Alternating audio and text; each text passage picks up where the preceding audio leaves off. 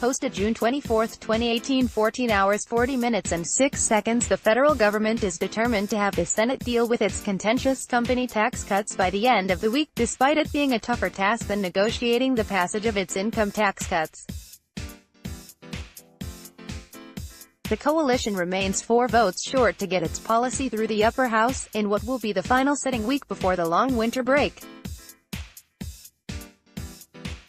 Despite being able to rely on the support of the 2 One Nation votes and 2 Center Alliance votes to pass personal income tax cuts, similar backing for corporate tax cuts remains elusive. Our intention is to deal with it this week, and our intention is to secure the necessary support through the Senate, in order to legislate those business tax cuts in full, Finance Minister Matthias Cormann told the ABC's Insiders program.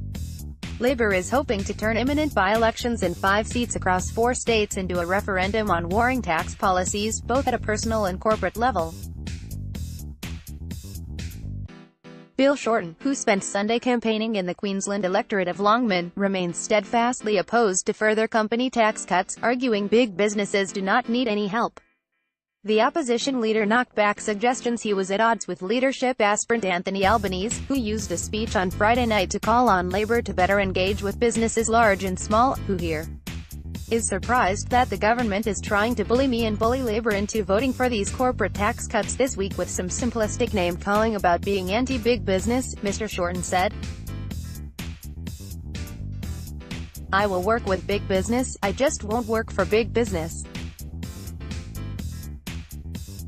I'm not anti-big business, I'm just pro-worker. Mr. Shorten said he had an amicable chat with Mr. Albanese about the speech. He actually said to me he thought this whole debate was a bit overblown, and I thought he was right. Despite the coalition wanting to now shift the focus to its business policy, it is still having to bat away questions about the economic merit of its 7-year, $144 billion income tax cuts.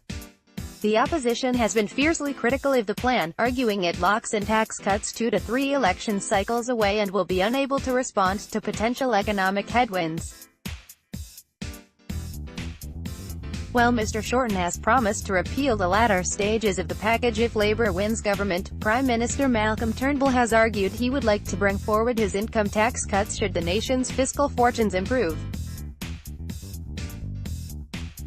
But he claimed a coalition government would not be forced to delay the cuts if the opposite was to happen and Australia was hit by economic troubles. Absolutely not, Mr. Turnbull said. We are very confident in our economic forecasts, we've been very conservative with them, if the economy were to soften in the years ahead.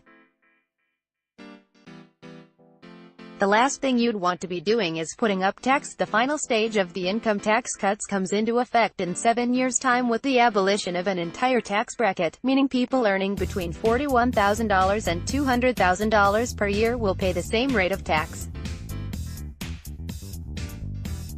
Topics: Government and politics, business, economics and finance, budget, tax, Australia.